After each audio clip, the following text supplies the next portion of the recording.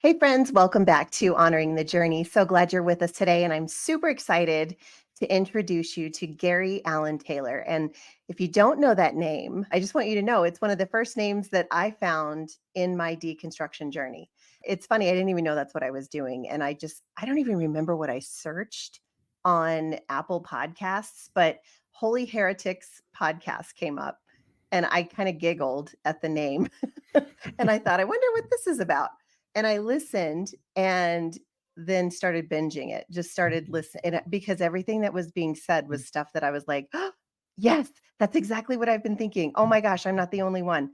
It was bizarre all of a sudden. And so Gary Allen Taylor he's the host of that, but he's also the founder of the Sophia Society, which I can't wait to hear more about. And I think you had a co-host at the time, Melanie, Yep. who you two were talking about things that just blew me away, and I want to get into that a little bit in the podcast. But welcome to Honoring the Journey. I feel so honored to be able to honor your journey today.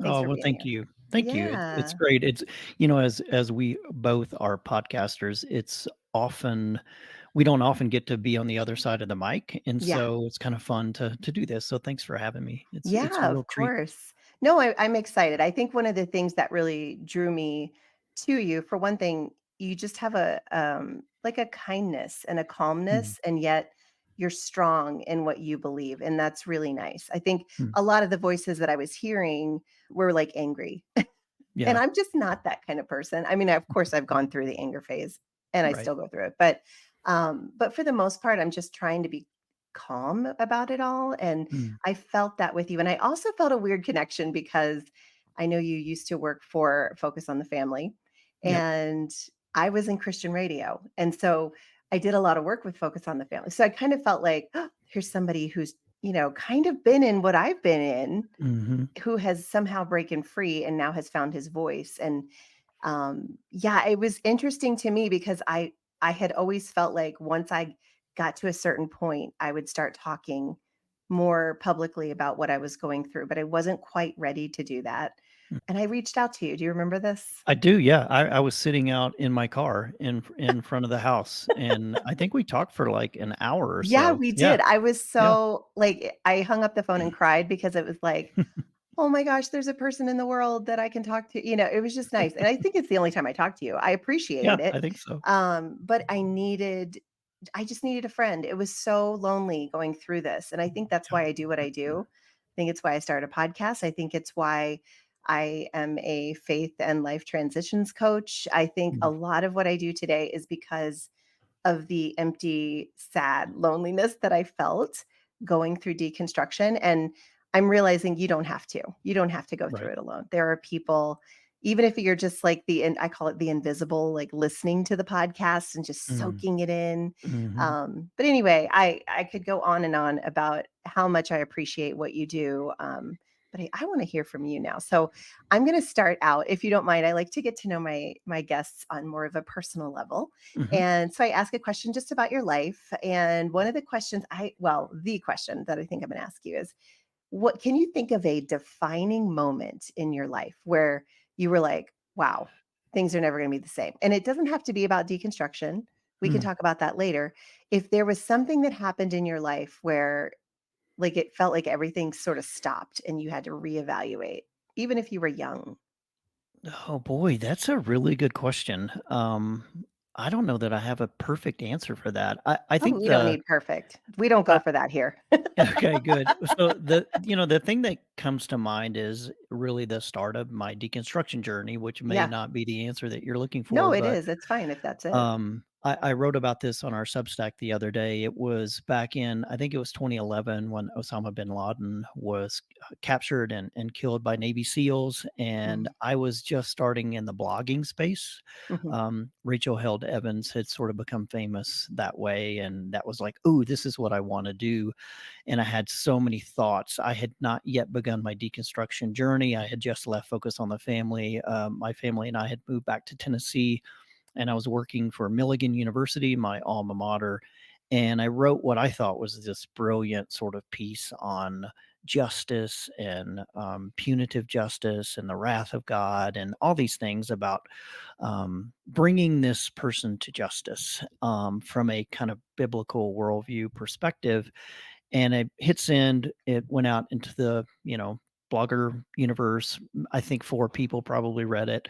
But one of them was my former professor, Phil Kinnison at Milligan University, and he stopped me, and I'll make this short, but he said basically, "Hey, I read, what you wrote. I thought it was, very well written. I just happen to, disagree."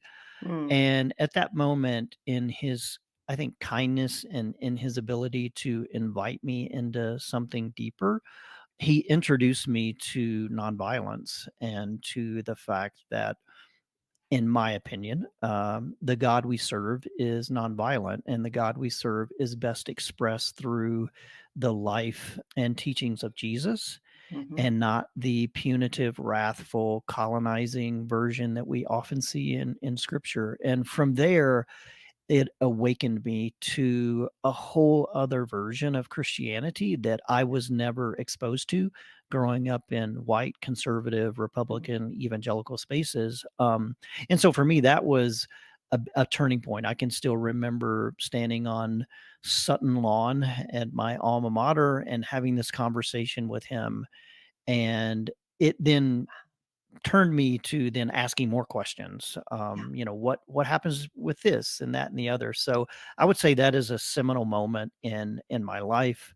Um, and I look back on that and I do kind of wonder what would have happened if I would have responded to him defensively or arrogantly or in a way that pushed him away. The way you were And I, taught. yeah, yeah, exactly. Like, The hey, way you were we taught to respond. right, like, and I think that's what happens in Yeah. our conservative religious spaces. We are taught to be combative, we are taught to fight the culture war, we are taught to resist any kind of pushback or alternative understanding of God, and for whatever reason, I think it was mostly because of him and not me. I trusted him. I knew him to be a scholar. I knew him to be a person who was following Jesus, and I knew that he walked his walk. And I realized he was further down the journey than me, and maybe I should listen to him. So, yeah, that's the story. I'm sticking to Yeah. it. No, I love it. That's perfect. I mean, I just didn't want you to feel like we had to go there right away. But if that Yeah, was yeah, your no. defining moment, then I honor that. I think that's beautiful. And I honestly, I would say my defining moment was that too, the deconstruction, but there's so many others before that that I would have thought were defining, but really were just Mhm. refining. You know what I mean? Yeah, Like yeah. but yeah, that pivot, it's a tough one. It's a little disorienting. You get a little dizzy when you Mhm. when you first do it, and you start looking into things. But like if somebody is listening and they're like, "Oh my goodness, I am at the beginning of this. I just started deconstructing." I guess that's what it's called. I don't know. I'm just asking Right. questions and I'm looking outside of what I've been taught to look in. What would you say to that person? What's the first thing you would say? I would say continue to be curious, sort of Ted Lasso, be curious, not judgmental. I mean, it's kind of a cliche at this point, but No, trust. it's I good. would also say to trust your gut. We were also told in evangelical spaces not to trust ourselves, not to trust our instinct. And that is just flat wrong. And so listen to where you are being led, trust your instincts, and find people that really are further down the road from you. One of the things that I did practically is I started asking people that I knew were smarter than me and more spiritually mature than me, what are you reading? What books are Mm, you reading, and what should I read in order to kind of get a glimpse into your world? And I began doing that. I did it with an Episcopal priest in Dallas. I was working on a work trip, happened to call on him because that was my job. And through the process, I was like, "Hey, you seem to be following Jesus in a radically different way than me. I'm very mhm. intrigued. what is one book that you would have me read to kind of move toward a more scholarly understanding of the spiritual journey? And he grabbed a book off his shelf and said, I think you can handle this." I went home, read it, and that was another one of those seminal moments, Yeah. that probably should have been my first answer. Is it changed my entire perspective on Mm. who Jesus is and, what it means to be a Christian by reading Mm. just that one book from that one question that I asked him. And it was like what book was it? Do you mind if I ask? Yeah, it's a book by Ched Myers. Ched Myers is I would say a post-liberation Mhm. theologian. We actually had him on our show for Holy Heretics, and the book is a strange title. It's Binding the Strong Man, and it Mm. is a political exegesis of the book of Mark. And what he does is he goes through and says, well, first of all, the book of Mark was the first gospel. Mm. It was written about the very earthy human Jesus. It's radically different than the book of John, which is, the eternal Christ, universal Right. Christ More perspective. emotional, I feel. Like, John was, Yeah, like, and Mark was, like, to the point. Like, right, he exactly. wasn't he clearly didn't have ADD the way John Right, did, but yeah, right, okay, right, and sorry. and he and he wrote yeah, and he wrote it's one of the only books in antiquity that was written to and for poor people, to Mm, and for a colonized group, and it reframed my understanding of Jesus as someone who isn't just here to allow us to escape into eternity. He right. was here to bring about his kingdom on earth as it is in heaven. And what does that look like socially and politically and economically? And he framed it in a way where Jesus was very much, and I believe this, was very much in opposition to the religious establishment and the political establishment, and Mm, that's why he was killed. And so yeah, it really reframed my understanding of Christianity as something that was sort of gonna happen when I died, yeah. opposed to, We're "No, no, just no, passing through. yeah, yeah, like, we're passing through and it doesn't really matter," Yeah. and that's actually easy for privileged white people to believe because Mhm. we don't want our, perspective or our position at the center of society to be questioned, and I think Jesus questioned all of that. He sure did, and you're right, and I think finding something that really connects with the kind of learner that you are Mhm. is helpful Right. too, because Yep. your book was more, an exegesis, like a very intellectual, which I see that a lot in you, which is what I like because that's not really who I am, but Mhm. I need that, you know what I Mm. mean? Mhm. But the book that did that for me was Faith Unraveled by Rachel Mm. Held Evans. Yeah. I think the story, I mean, if we're gonna be specific, the story she told about the Muslim woman who had spent her whole life in abuse, Mm. and then they publicly kill her.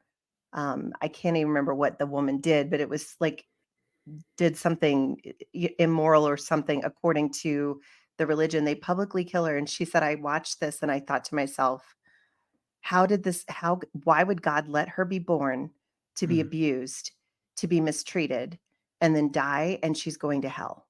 Yeah. Why would this like, it literally I sobbed. I Mm. sobbed when I read that because I Mm. thought, "That is how I used to believe." And I Right. realized in that moment, that's not what I believe anymore. I don't see it this way anymore. And when you start questioning things like hell and you start questioning things like, other religions, maybe God would honor them trying to seek him in their own way.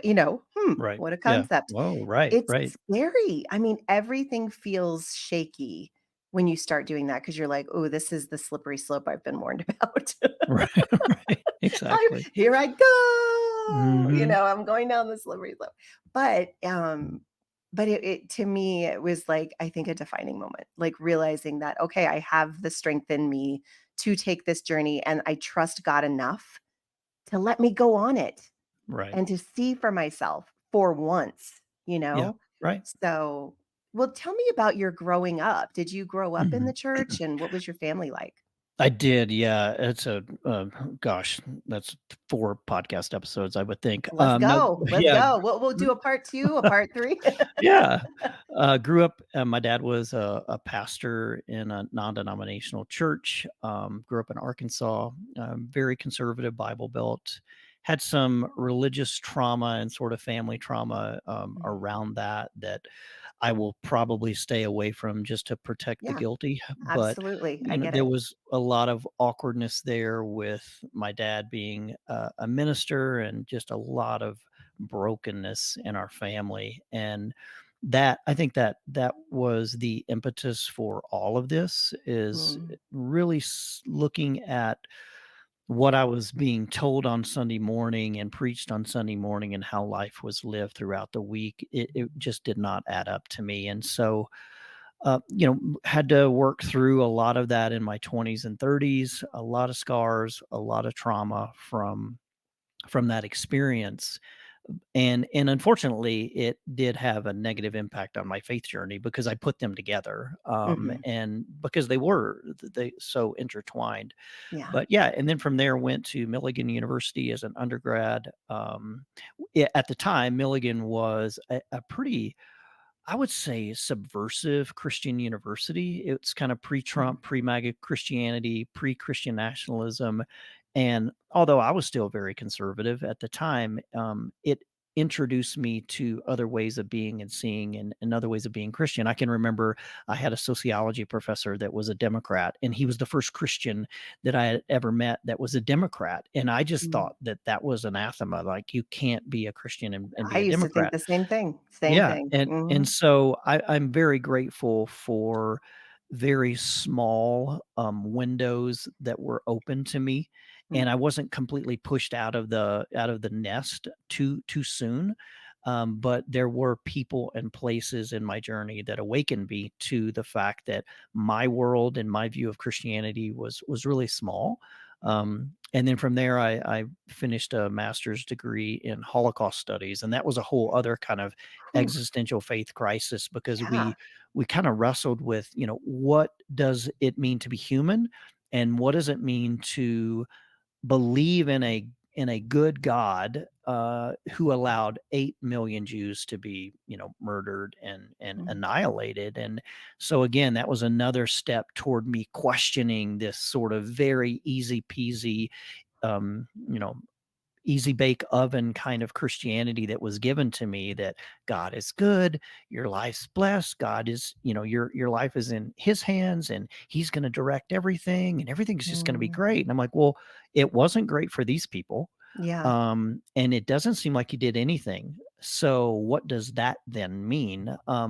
So yeah, I think there were other, journeys like that. Unfortunately, I then went and worked at Focus on the Family for, well, I won't say unfortunately. I at the time, it was what I was doing the next thing, like, Yeah, wow, yeah. to be a I mean, to be a that's a big deal in the Christian faith. I mean, to yeah, be that's like working for, like, Billy Graham, you know what I right. mean? Like, that's a Mhm. big deal, so Yeah, and it was, it was interesting because I was young, I was given a huge platform there, travel the world with the Truth Project, which was their Christian worldview curriculum, and I can I trained. say the Truth Project, that, like, if you think about it, their main thing was to say that Jesus came to testify to the truth. Yeah, Not to save the world from their sin, right, but to right, testify to the truth. That was right, the main theme, and I will right. tell you, I was still deep in Christianity when I saw that, and I Mhm. thought to myself, "Well, that's interesting.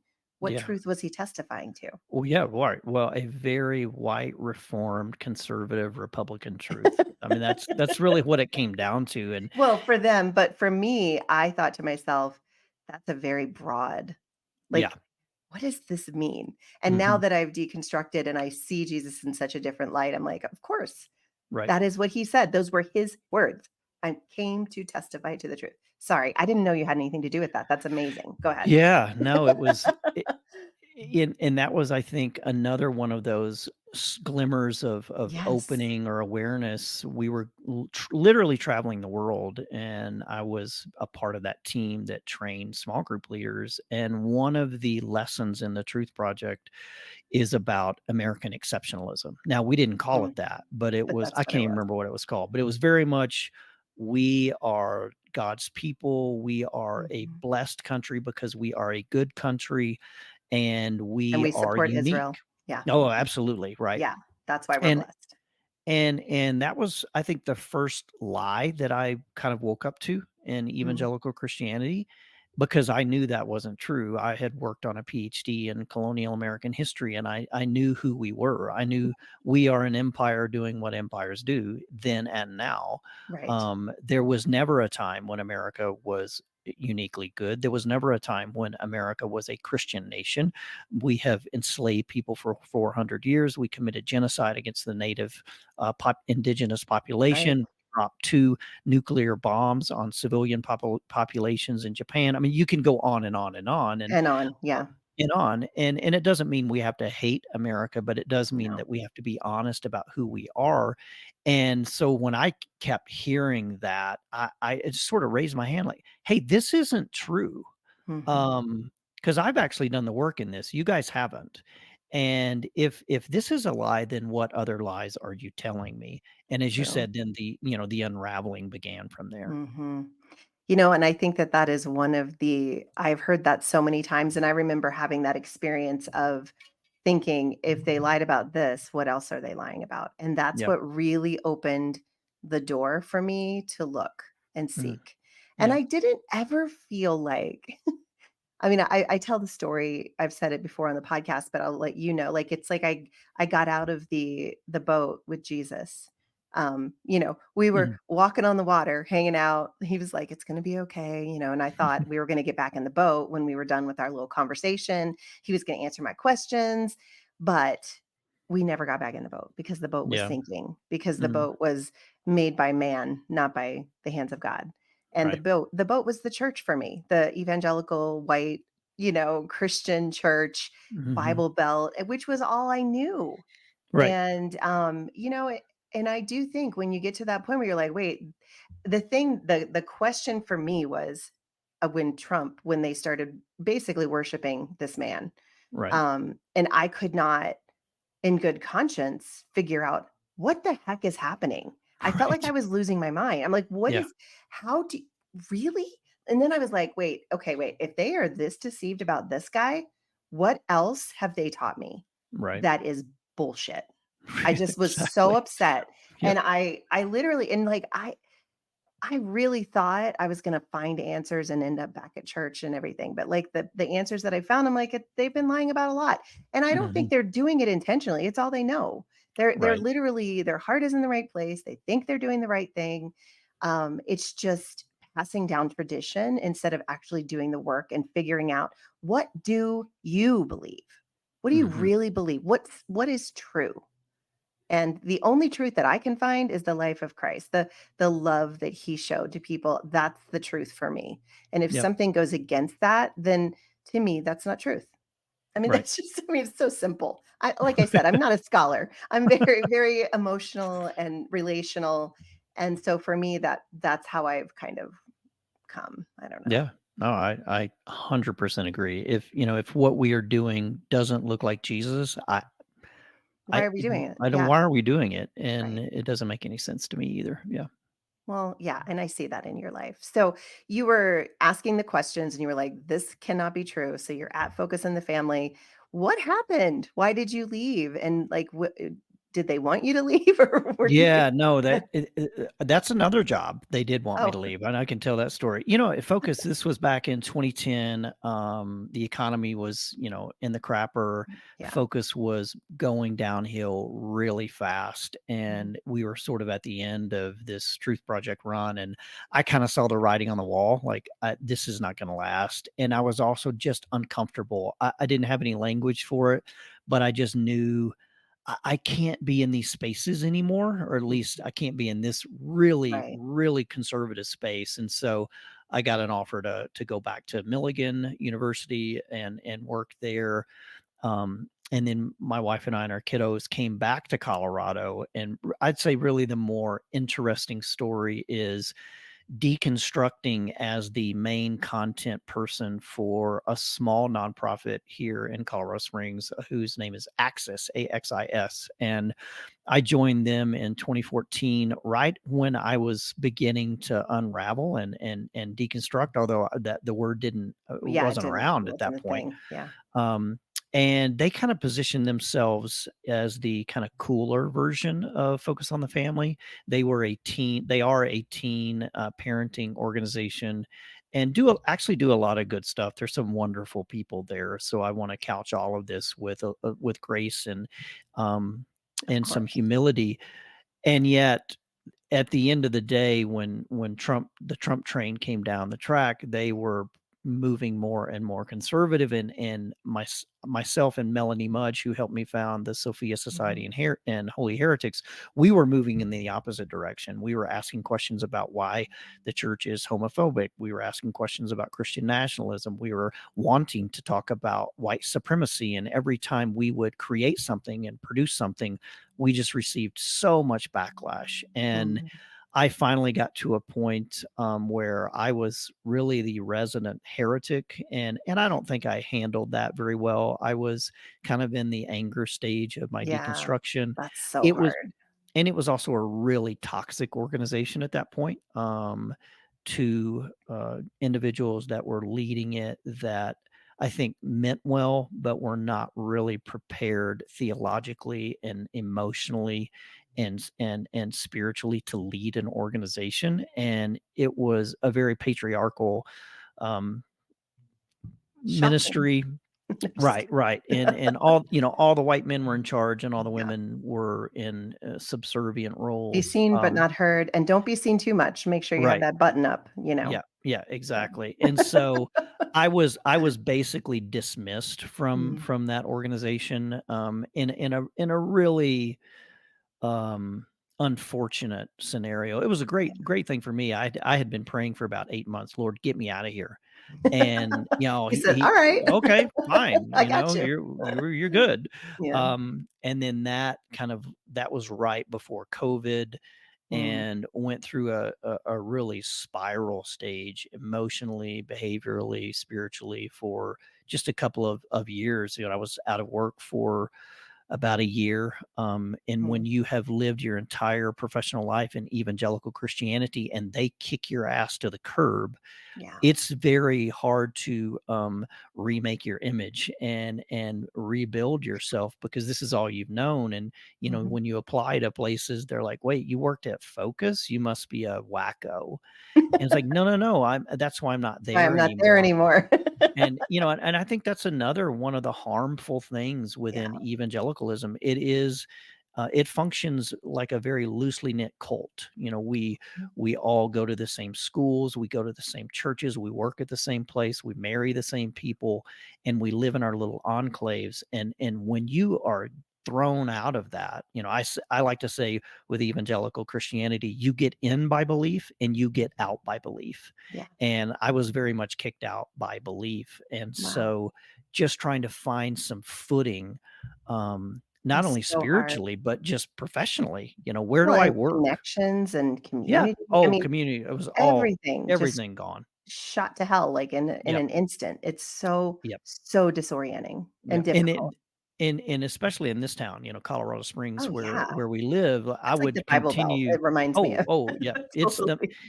I think I call it the mecca of evangelical Christianity, Oh, and I would yeah. see, former, friends and coworkers at both Axis and Focus at Starbucks or at the gym, and, they look at me like I've lost my mind. And, the flip side of that was like, "No, I'm actually for the first time thinking for myself, pursuing Jesus for the Mhm. right reasons, and I'm on the right path here, but you're just a pariah.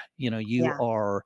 You are the scapegoat that Yeah. is sent out into the wilderness, and we don't really want to be near you because you might infect us as well." Absolutely. Wow, So, you're, like, describing my life right now. That's how I feel. I mean, they didn't really kick me out, I left, honestly, my initial leaving was to protect them. mhm, Isn't that mm, just so twisted? We are so yeah, indoctrinated to think that everything is our fault, that yep, even my own questioning, I was like, "You need to protect these people from you." So I left mm, church so that I wouldn't infect them because I thought I mm, would. I was yeah, like, "Something is wrong with me, whatever." And now I'm just like, "Oh, no." I think I left to protect myself. It felt like I was doing something self-righteous, mhm, but in reality, I just needed to get out so that I could learn to think for myself. yep, It's that neuroplasticity in those spaces is so, so intense, and you don't even realize it until you get out of it. 'Cause, Mm. like, the first questions people ask you, like, "Are you in a Bible-believing church? Are you surrounding yourself? Are you in fellowship with Right. other believers?" I call that the F word because it just Yeah. drives me nuts. Well, Um, and that Bible believing, it's such yeah, code. It's it's such code code for once you if it's hear not in it. the Bible, it ain't true. Right. And Well, if it's not in English, in yeah, literal, yes. like, in my view, right. It's The just way that like, good we grief. say it means, Yeah. which every denomination is so different, and I don't know, it's just so it was very disorienting for me, and, Yeah.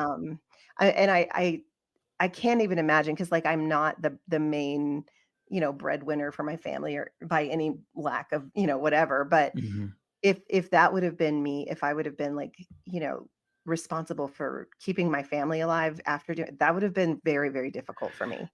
Yeah, it was Wow, it was not good. But in many ways, so it good. was a wonderful thing for me because I needed to deal with a lot of shit that was still in my life. Yeah, And sometimes when you fail and when there is nothing left, you okay, I got to deal with this now. yeah, And yeah, I never like to say, "Oh, bad things, that was God's will, and see, look how much better you are." I don't believe that. I mhm, do believe that there are moments in your life where you come to the end of who you are, and it's time to it's death and resurrection. For yeah, me, I in many ways died during that time, and yeah, I needed to die. There were so much of me that mhm. needed to die in order to be reborn and to move forward. So It in a is a weird way, it was good for me. mourning, yeah, there's a Yeah. mourning period. I just finished my book. It's called Honoring the Journey, the deconstruction of Sister Christian, because Mm. that's Oh, what they wow, called great me when I title. was thank you. That's what they called me on Survivor when I was on Survivor. They called me Sister Christian, and I Mm. was known, as the Christian radio host, Jesus loving, Pollyanna, I Yeah, was just right, always sharing the gospel. I was such an evangelist because I was terrified for people. I was like, "Oh my right, gosh, you're gonna go to hell. If you don't do right. this, oh Yeah. my gosh." So, Mhm. like, how do Christians not do that? Like, I can't like, if you really believe that there's a hell, you should never shut your mouth about it. You know what Right. I mean?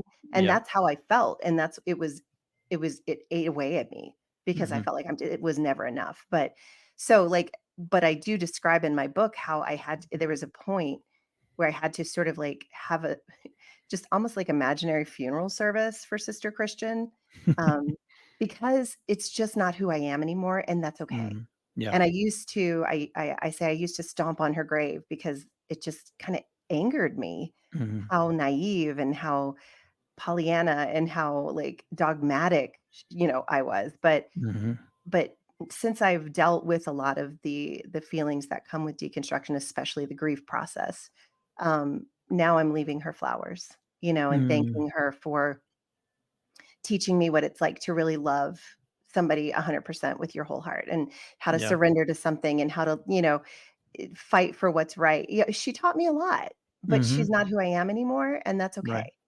But it Yeah, does and I think what you bring up is something really important that I have struggled with, and I see a lot of people struggling with is we are so raging against our former selves and our former community that we haven't yet unified that experience. That there's in many ways, I'm very thankful for that yeah, early container of Christianity because it got me to the second stage. And how do I take where I am now and where I was and bring them into a holistic understanding of the journey as opposed to just pooping on everything that yeah. was there because it's not all bad. It's really not. It's not all bad. It And feels and like it for a while, yeah, and I think but that a healthy perspective and it takes a long time to get there, and it does. I'm there some minutes and not the other, but a healthy Absolutely. perspective, brings it all in together and Yeah, says,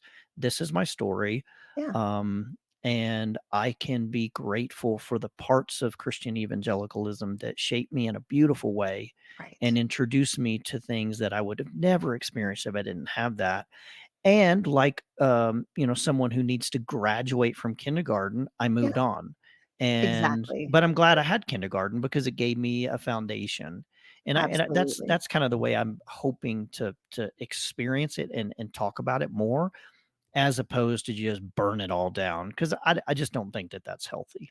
Well, and when you burn it all down, you're also burning bridges with people who, who you love and who, Right. maybe they're deceived or maybe they're doing, believing something that might be harmful for other people, but they're never going to come to you if they Right. feel like you're just angry all the time and you're not Yep. going to be able to have a conversation. And so I think that's kind of what I do here on honoring the journey is I'm trying to honor every journey. And I've had Mm, people who are evangelical Christians. I've had people who are Mormon. I've had people who have left both of those religions. I've had, mhm. Islam. Like I just want to hear because I feel like that's the place that has been so satisfying for me in deconstruction is hearing the journeys of other people without feeling like I need to make them believe exactly the way I do. Right.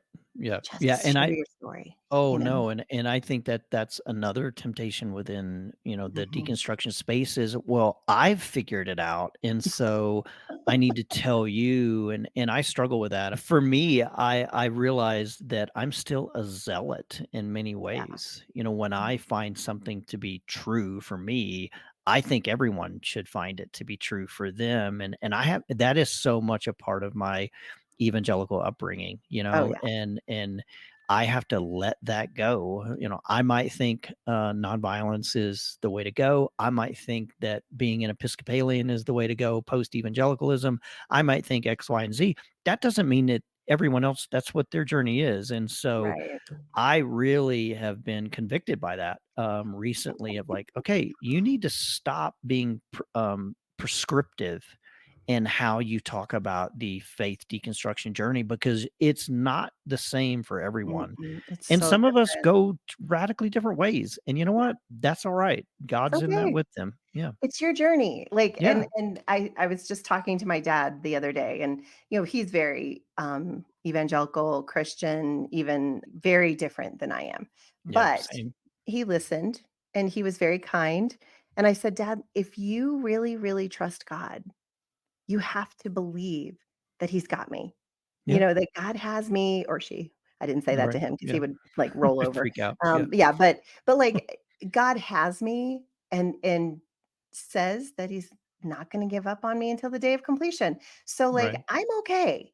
It may look different, and I think at the end of the conversation he was like, I'm not sure I agree with everything, but I'm gonna trust. And it Mhm. felt really good because it's just so hard to have those conversations with Right. people who you love, who are Yep. still, in that thought process, which is fine. But it can be difficult. Do you have Yep. people in your family that are still Oh gosh, yeah. oh, I mean, yeah. my mom and dad think I'm nuts. I think they finally come to an understanding that I'm just on a journey that they will never understand. My sister and my brother-in-law is an evangelical pastor, and so I know there have been times that it feels like I'm attacking him Yeah. and just being in this space, and sometimes I was just being an asshole. At least And you admit and it. yeah, and now I'm trying to recognize, this is really awkward Mhm. because I am questioning so many things that their entire lives are built around, and learning to do it more gracefully, learning to do it in a way that isn't personal, Mm. while also I can't help not talk about this because I do Yeah. find it to be incredibly incredibly harmful. Mm. And so, yeah, it's not easy. It is really hard. The balance is difficult, but well, we're going to take a very quick break. And as soon as we come back, I will talk to you a little bit more about kind of what you're up to these days. And Sophia Society, I want to know a little more about that. The direction Holy Heretics is going in. I would love to just discuss a little bit more about what's next for Gary Allen. Welcome back to Honoring the Journey. I'm here today with Gary Allen Taylor, the host of Holy Heretics podcast. This podcast is the first one that I found when I was deconstructing and didn't even know that's what I was doing. I wish, man, Gary Allen, I really wish I could remember the word that I put in and searched, and your Mm. your podcast came up. But I think it I was don't like think I wanna know. questioning faith or something. I'm like, there's Mm. got to be somebody who believes this way. Hmm. But anyway, the one of the first little series that you all did, you and Melanie, was about the unholy Trinity. Yeah. And you know what? It was like I'm getting chills right now. It was Mm. so impactful for me that I thought I can't have you on this podcast and not have you just talk a little bit about that. Do you mind? Oh, yeah. And I think that was our first episode or second Yeah, it was very, episode, yeah, and we honestly, we had no idea what we were doing. I mean, I can remember looking back in terms of podcasting, but we felt, both Melanie and I both felt like that there was this unholy trinity that, was the bedrock for all of white evangelical, Christianity, and it was, purity culture, power, and patriarchy, and how all three of those, work together mhm, in sort of a hierarchical, cascading way to center and to create systems of domination and oppression. And when you look at it, evangelical Christianity is a movement of purity, and not just sexually. You right. have to all believe the same things, and so there are levels of being centered, and there are levels of being marginalized based on the fact that, are you white, male, cisgender, and heterosexual? Well, if you tick all of those boxes, then you are at the center of evangelical Christianity. Yeah. And so for us, it just kind of made perfect sense when you step back and look at the hierarchy, at the structure, at the beliefs of evangelicalism. And frankly, it's gotten even worse. And I think that it Oh, has yeah. personified itself in the presidency of Donald Trump.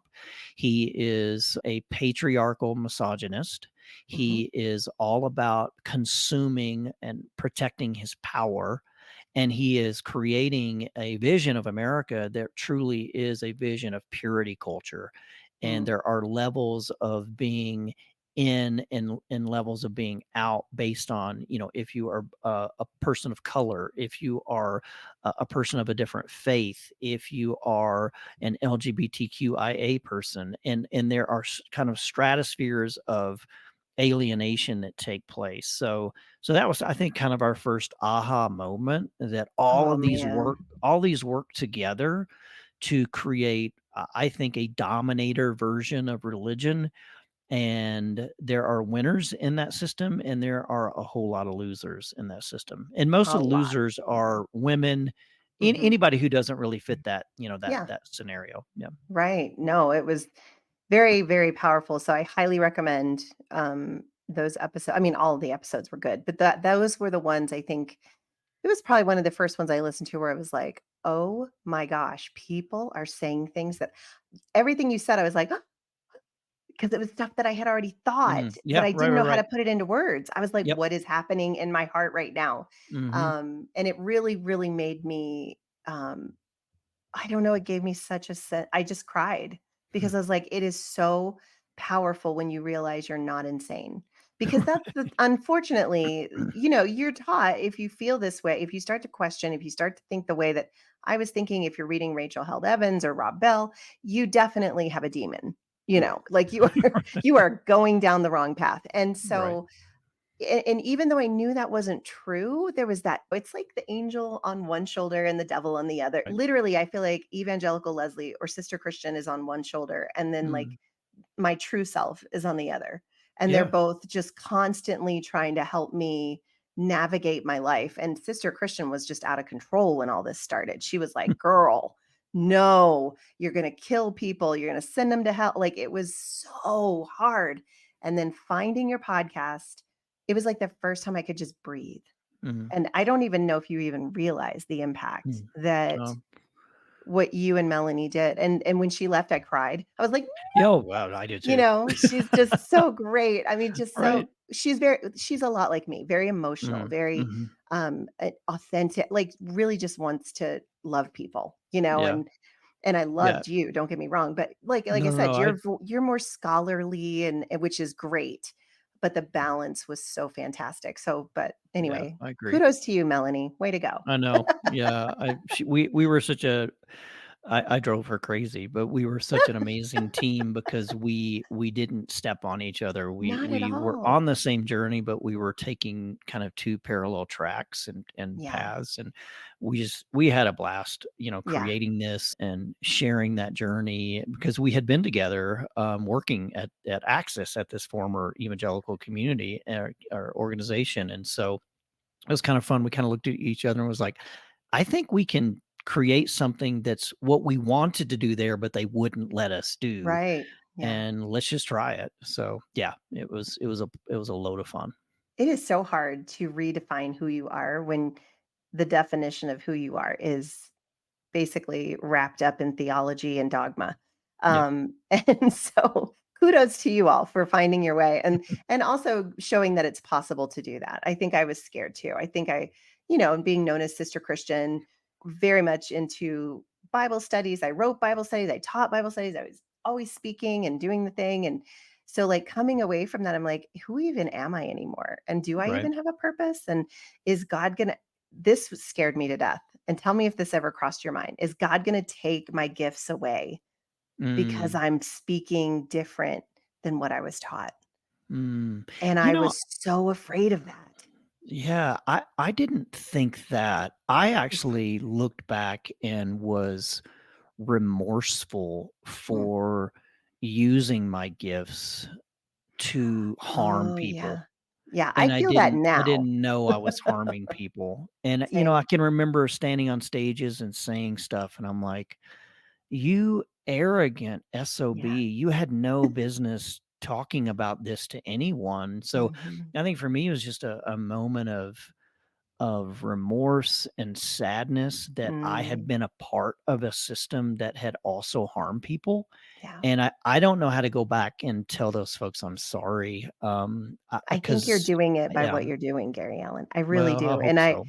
and honestly, that's where I'm at today, but when I first started this process, evangelical Leslie, like I said, she was very loud Mm, and obnoxious and and so but now that I've put her to rest, I'm like, "Okay, how can I make it better? How can I take what I've done, the voice that I had that did bring, oppression and harm yeah, and shame to people, how can I redeem that? Not to yeah, use a churchy word, but that's what it is.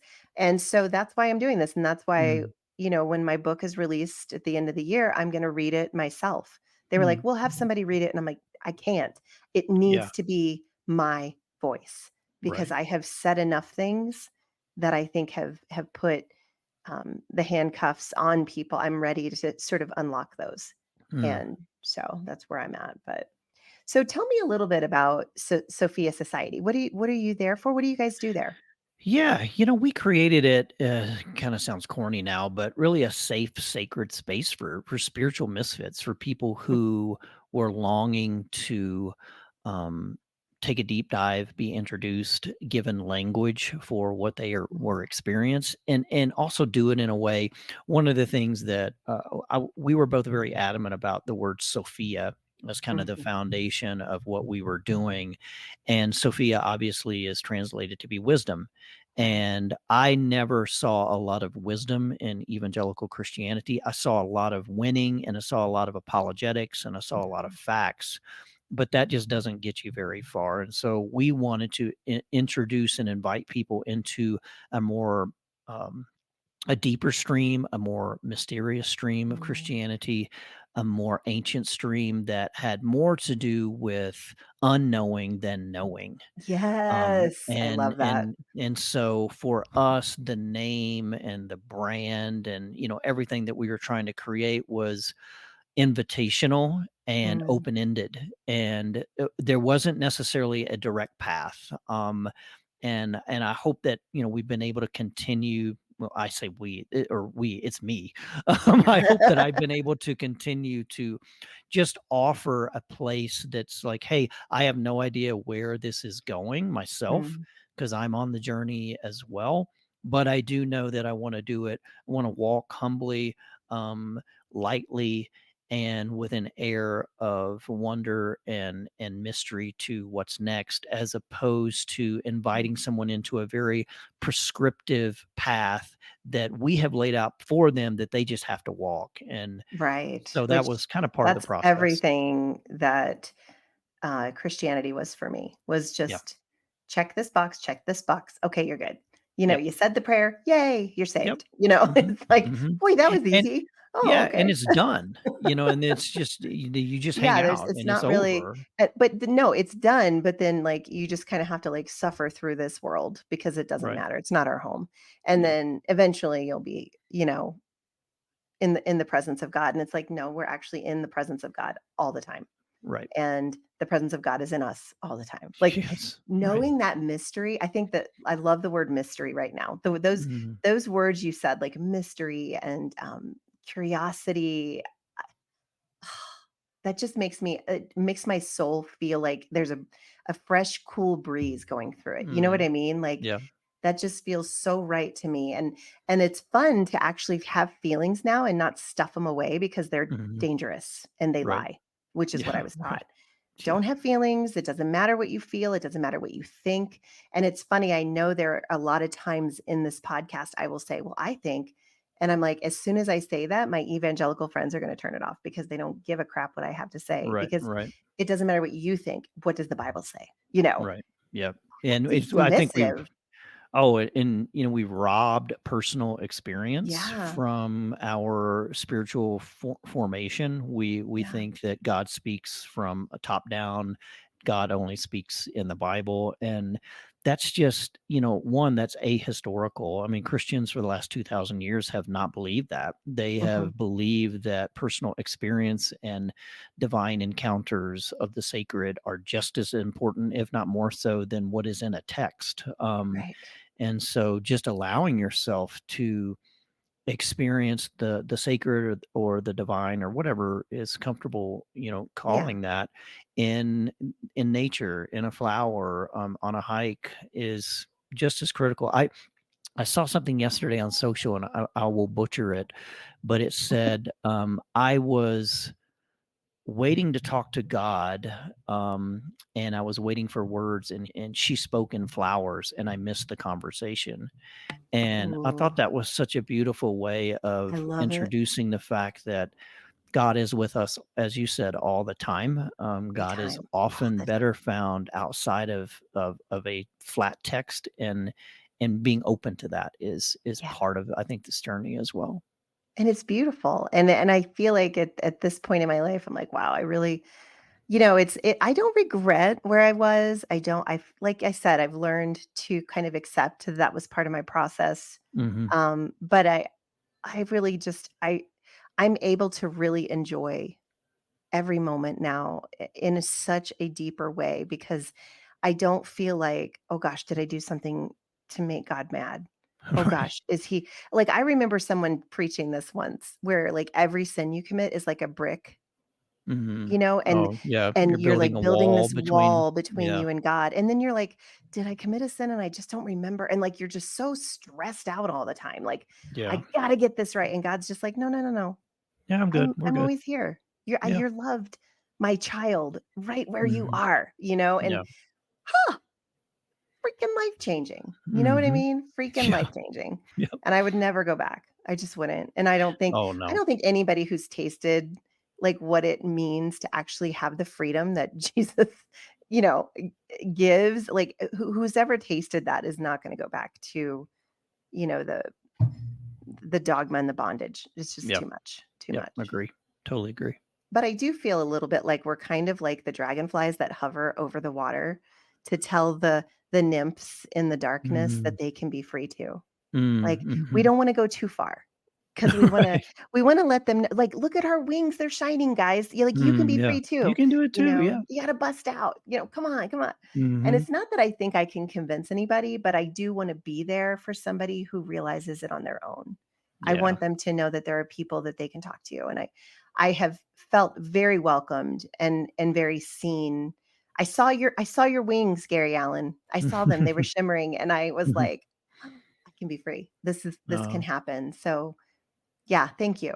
I don't even think Oh, I might even cry, like, no, it's well, it's very humbling to hear, and so I really appreciate that. I feel like we, in what you are doing, and it's very similar. We're just here because we have such a passion for, I think, a bigger, more beautiful, transformative path, and we long for others to experience it in their own way. And yeah, it just to hear that is, I don't, it kinda gives me goosebumps to know, "Hey, we made a difference," well, and that's beautiful. That's just one life, and, like, how many lives can I now yeah. touch because of Mm, that? Like, it's mhm, we're we're all in this together, I think, and the more the more of us who find the courage to break out and hover above mm, the water, the more of us who do that are gonna be, I don't know, it's I keep thinking it's a scripture, like, freedom for the captives, like, yeah. there Mm, is freedom to be had in deconstruction, and it is not destruction. I mhm. hate that it's so close to that word I because know, right? Yeah, it it it is such the opposite of that. yeah. I feel like I'm rebuilding something that was destructive, Me too. and and it's beautiful. Yeah. I don't really like the word deconstruction anymore Yeah. either. I think it was helpful for a while. Yeah. I just did a podcast this season on rewilding, and I Yes. feel like that rewilding my faith is a lot more um inspirational than Mm, deconstructing. And maybe mhm. that's a part of it too, is like, okay, I have to tear down the bad, but then Right. I don't just want to rebuild from a pragmatic perspective. I want to open myself up to the fact that there is no building. It's Mm. just wild and free, and let's walk together through that. So that's kind of a word that I've been gravitating to lately, as I opposed to like even the word reconstruction, because that just Yeah. still feels very pragmatic to me and Yeah. very like a Lego set. Like it's already been predetermined and you Yeah. just got to rebuild. I'm like, Now no, you I want rebuild it. to, yeah, like, no, I want to rewild because I wild wanna is find mine. I wanna right. find what's mine. Yeah. I don't wanna I feel like if you reconstruct, you're putting it back together the way yeah, I don't know, like, Yeah. finding it for yourself. Yep. Figuring out what Agree. it is that works for you, and that used to be a scary thing for me to say or hear, Yeah. like, "My truth." I would be like, "There is no my truth, it's God, Right. it's one Right. truth and that's it," and it's like, "Well, no, but some things Yeah. can be true for people." Hmm. It depends on Absolutely. everything about their personality, where they were brought up, what their values are, what their family was like, we're all just so individual, and I think being able to just be that individual instead of trying to fit into a square a square peg in a Right. round hole. Just Hmm. go ahead and be yourself. Like, pour the mold in. Right. Don't try to shove something that's already molded into something that's just not going to work. Yep. But Agree. wow, this has just been so great, and Mm. I knew it would be. I knew I'd love this because I do appreciate so much what you bring to the table, like the just the depth and the time that you spend in researching things. You're not Mm. just like spitting stuff out. You're ruminating and thinking Mm. through a lot of this stuff, and I appreciate that as somebody who Mhm. has a hard time with the, more scholarly. Mm. And I'm not trying to say I'm stupid because I'm not. No, no. I'm smart and I do my studies, I do my thing, but I'm also very I would if I was to write a book about deconstruction, which I did, but I would probably have to call it not, like deconstruction for dummies. Like I want to make it something easy for, people on the 6th grade level, Yeah. to understand. That's just who I am. But in order to be that person, I also need people in my life like you and, so many other, oh my goodness, so many great people that have been on this show, like Tom Mm. Ord. Oh my word. Oh gosh, right. What I Yep. mean, I could have talked to him for like all I day. know. So Yep. good. Just people who are willing to offer just their wisdom, which is great. Mhm. Yep. So thank you Well, for I being here. absolutely, and before I go, I have to give credit to my wife for Mhm. being the spiritual, leader in our home, for Oh, always I being like that. out in front of she's always been out in front of me, Yeah. She was always seeing things that I just couldn't see based on my ego or blindness, and so much of this is because of her. She went Ah, down a very mystical spiritual journey, and I just sort of, breadcrumbed along behind her and would pick up books that she was reading, and so I give all the credit to her and for her journey, for not giving up on Christianity herself, yeah. for not giving up on me when I was ready to give up on all of it. So it sounds really corny to say, but she definitely is the impetus behind all of this, Uh, and she does it all very privately. She does it all outside of the, I've deconstructed and reconstructed very publicly, and a lot of times that's just been frustrating for our family. And she's done it all very gracefully and graciously and very privately.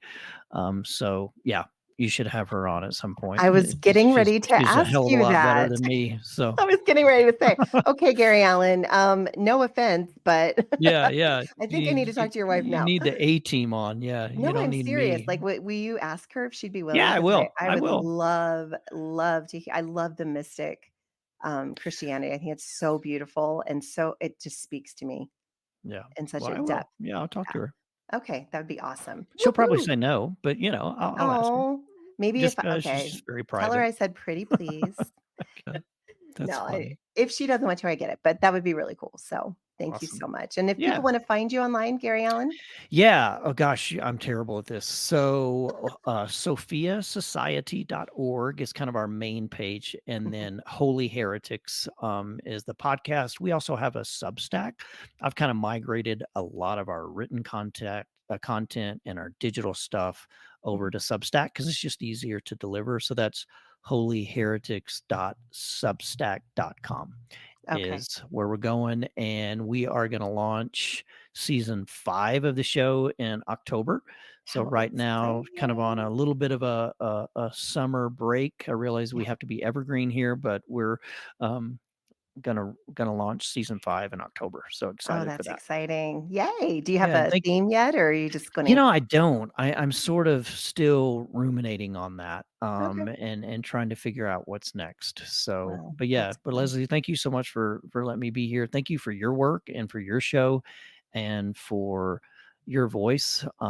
It's just great to bump into each other and Yeah. realize that I think what I love about the deconstruction space is we're not in competition with one another. Mm-mm. We're simply here to serve an Yeah. audience that might find us or gravitate to us, and Mhm. we're all kind of doing a lot of the same things, but we do it in our own way, and I Right. think that's what's so beautiful about it all. I totally agree, and I could not wait to introduce my listeners to you. They probably Yeah, already know well, you, thank but you. in case they don't. Nah, probably not. I don't know. You never know. Well, you have a great day. Thank you so You much, too. and Gary Allen, I honor your journey. Oh, well, thank you. Thank you so much.